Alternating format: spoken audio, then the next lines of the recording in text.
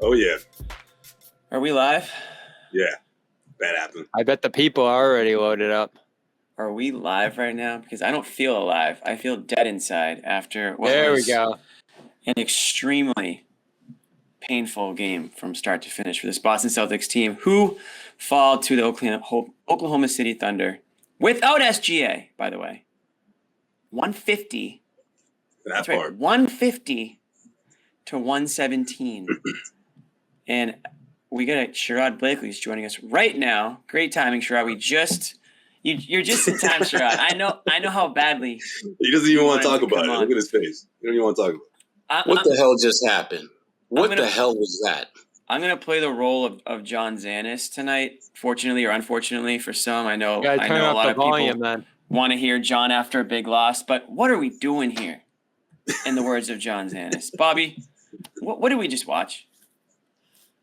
It was a game where they didn't show up, and there's different elements that you can throw into this, whether it's Rob's absence and a bad Horford game and some little things that are probably specific to tonight that made it a historically bad loss for the Celtics.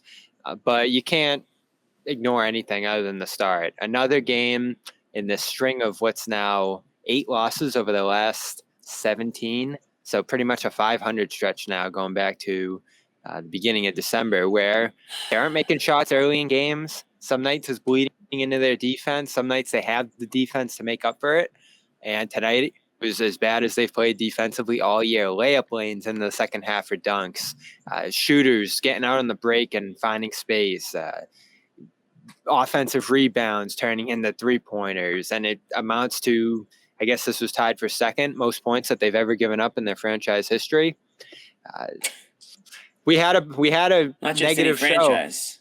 We had a negative show after the Denver game, and it's like, all right, it's one bad game, some funky stuff happened, but I haven't liked the way the team's played offense since the 3 stopped falling. The defense has kind of been uneven all season, as we've talked about. And listen, you get off to this historic start, you buy yourself the ability to slip a little bit like they have here. But it's lasting too long, and I'm very interested to see what the team's reaction is, because I don't think it can be, we just didn't have it tonight, or shots didn't fall, or some of the stuff we heard through their last losing streak. I need some answers, too. Yeah. Those so-called explanations that they're giving after some of these losses are bleeding into what we call bullshit excuses. Yeah. That's what we're seeing. This team needs to own up to the fact that they are playing crappy basketball in every sense of the word. They're not defending. They're not rebounding. They're not. Listen, Denver, they got outshot. Denver played a phenomenal game in terms of shooting the ball, better than 50% from the field, better than 50% from three-point range. You get it. It happens. But what we saw tonight was a young, athletic team that just played as if they had nothing to lose, beat the snot out of you, Boston. They beat the absolute brakes off of you in every sense of the word. They outworked you. They outshot you. They outhustled you. They outcoached you. They outperformed you on every single metric that matters. And I don't want to hear this. It was just one of those nights on the road. Bullshit. You got your asses kicked, and you should be mad about that. Great teams lose, but great teams don't embrace losing. They're fired up about it. One of my favorite moments in the entire game, and there weren't that many, was when Marcus Smart got tossed. You know why? Because Marcus Smart, on that particular play, he did get fouled, and it should have been a shooting foul. And yes, did he overreact to it? Absolutely. But at least he reacted. That was my thing. They're giving up layups. They're not trying to foul anybody hard. They're not trying to contest. They're not closing out. They're just like, we'll get down by 20 and we'll just start knocking down some threes and we'll get back into it. Hell no. No. I need them to play as if they care. I need to see that they care about losing. Because just the body language. That's a good point. It was just like a loss in the middle of November. Let it out, Sherrod. Let it out. Come on, you're first on vacation, man. Let it all out. You're good. This is bullshit what we're seeing now. Y'all know it. And they know it. That is bullshit what we saw out there. You're spot on. Sherrod. Especially because their mindset going into the second half. I mean, where's the adjustments? The criterion to beating the Celtics all season long has been get out to a quick start. I get that, but the response or lack thereof, I just don't get it. Like defensively, it just seemed like they were a step behind. not hustling to those 50-50 balls. Forget it. The second chance opportunities, of course, they weren't. The Oklahoma City Thunder were able to capitalize on that, but it was not only just the pure effort, but guys got hot. I mean, that's what happens when you have, a younger team that it's their night. Guys coming off the bench, coming up hot. Isaiah Joe and the Celtics had this sort of body language, this sort of mindset where it was just like, oh, we'll just get it back on offense. It's like, no, you have to stop the bleeding. And they never did that. And especially coming out of halftime, I was shocked as to see that there was no change in their approach whatsoever. If anything, they looked a bit slower, on defense. Like, I didn't see any type of adjustment. And look, we talked about this after Denver. Denver's a really talented team. Like Sherrod said, they got hot. An offense that good, it's tough to beat. However, the type of response from a team, again, we talked about it after the Denver game, it's going to put more pressure on Joe Mazzulla. Like, what are you going to do now? How are you going to get these guys to play better? I mean, he was sort of under this microscope already, but I mean, this 500 stretch from the beginning of December to now, I mean, how is he going to change things, especially going into this tough matchup against the Mavericks on the road, with a chance to pick up another L, Can I get mad early? Early? There's no Bobby. I'm not doing the Joe thing. Give me a break with the coach. This guy, he gets little credit. But how he's going to get them to respond, Bobby? That's my question. I'm just wondering. It's fair. I'm just talking to the chat because I see it in my mentions. Joe is not to blame right now. Like he is what he is. He's doing what he did early in the year when he was getting all the praise and credit. He's staying consistent. Now you got to adjust, and he's certainly part of this blame pie that we're building right now. But when your team just doesn't show up like they have in various games over the last couple of weeks here, it's on the players. Like this is Ime from last January all over again. Everyone wanted to blame Ime then.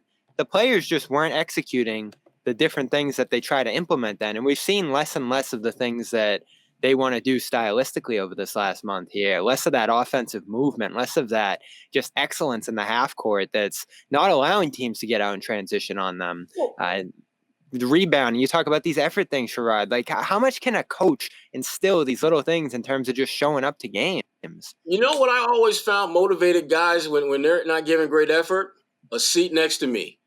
Yeah, they should have benched the guys to be in. I'm not talking about taking guys out of the game and not playing them at all. I'm simply having stretches in the game where you see your players are not giving great effort. Sit their ass down, have a civil conversation, if you want to call it that, and politely let them know that they're getting their asses kicked in front of thousands of people. And if they want to get back in the game, fix that shit right now. Because that's the problem. They're not playing hard enough.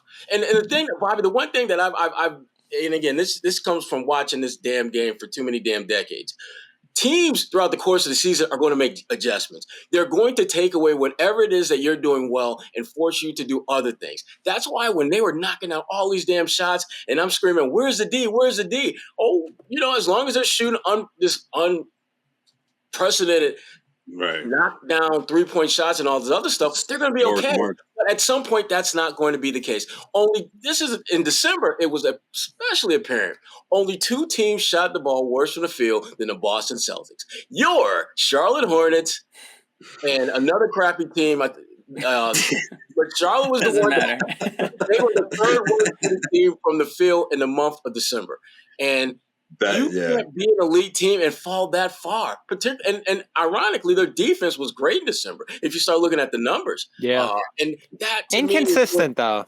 They have exactly. They were nice, but they were lights out defensively. And other nights they were average. And so they were certainly one of the better teams in the month of December. But the point is this: you have to figure out what your identity is, and you cannot swerve from that. If you are going to be a team that is going to live and die by the 3-point shot, damn it, you better have enough guys who can knock that shot down. If you want to be a balanced team, which are the teams that ultimately win championship, teams that can play great at either end of the floor, you have to do that consistently. Losing to Oklahoma City, to me, there's no shame in losing to them. Getting your ass whipped, giving up $150. That's embarrassing. That's uncalled for, and that is something without SGA. Without Dude, they gave up 150 to a bunch of guys that are like guys on at their the rookie YMCA contract. sometimes. Like, yeah, like Guys on their, a bunch of guys on their rookie contracts. Other like than you like could maybe just play two guys. pickup and hold these guys to less points than the Celtics did tonight. I mean, that's unbelievable. So here's No offense to everyone on the team, but hold on real quick. Let me get a couple words in since you guys have gotten your words. Yeah, we in. got Jimmy all. I'm trying to run the chat. The chat's obviously all up in arms right now, and I'm trying to put some comments up here. There's a few, thanks to the people who super chatted us. I think it was Kev and Dirk. Dirk said one thing. Dirk, most of your message I disagree with because I don't want to, give excuses. But the one thing you said that I agreed with is something about how the Celtics can't feel entitled. And that's how I felt tonight, where they thought they were just going to roll the ball out there and Oklahoma City was just going to just give it to them and go home. I get what? These guys have pride. I mean, I know we're kind of dogging them a bit, but they obviously have pride. They're NBA players. They're talented enough to roll with anybody on any given night. And they actually played with pride. They played with aggressiveness. They played with effort. Celtics didn't show any of that tonight.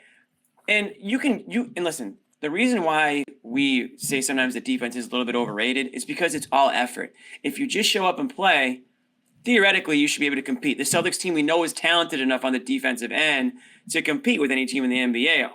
But when they don't want to put the effort in and they don't want to play both sides of the basketball, when you literally I disagree with that, Jimmy. You can't just turn it on. I know you can't. You have to build it up. You can't just flip a switch. Yeah. But I've seen it enough where I know that it's there. But they're not doing it consistently enough. Again, it goes back to thinking that they're just going to outscore opponents. Like I said, SGA's out tonight. They thought that they had no chance in losing this game, but that's not how it works. You have to actually play basketball. It's frustrating because you know that they're better than this, and consistency is very, very important in this league, and you have to build healthy habits. You want to go into the playoffs playing, the right brand of basketball. And I know the playoffs aren't starting tomorrow, but you can't just take nights off. You can't take road trips off. You can't go on these ridiculous hot streaks and cold streaks where it's just no way to gain any sort of, I guess, stability within your team. And Jimmy, that's why I'm always going to lean on the value of defense, because I know at the end of the day, no matter what you're doing in a game, if you're playing relatively good or average at that end of the floor, you're going to give yourself a chance to win. You're going to give yourself, right. If you have the mindset that we've got to outscore these guys, as opposed to we need to run our system and find ways to win, you're going to have problems like this. You're going to have nights where basically only two guys are making shots right now, Jaylen Brown and Jason Tatum. Pretty much the rest of the crew is just like, okay, let's play. Nah, let's win. Forget about playing. Play is what you do in the preseason. Play is what you do in the offseason when you're hanging out with your fellas. Winning is what you need to be about now. And they seem to have lost their way. And again, so much of this, I think, comes down to effort and energy and things of that nature. And there just wasn't much of that tonight. You can't control how well you execute, but you damn sure can control how hard you play. And they didn't play hard enough.